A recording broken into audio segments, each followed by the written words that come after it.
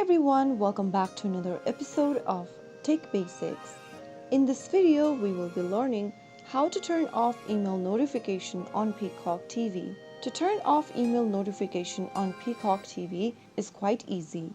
First of all, open up a web browser and in the URL box type in peacocktv.com and search. Make sure that you are logged into your Peacock TV account, like you normally do. From the main homepage of Peacock TV, click on your profile avatar at the top right and select the account button at the top right again. This will open up your accounts tab, from where you can simply click on the settings button. From the settings menu, scroll down and untick the email notification option.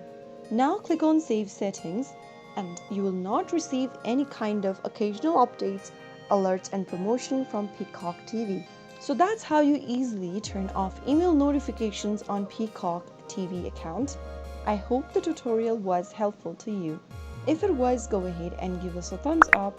Don't forget to subscribe to our channel by hitting the subscribe button. Press the bell icon so that you'll never miss another upcoming upload from us.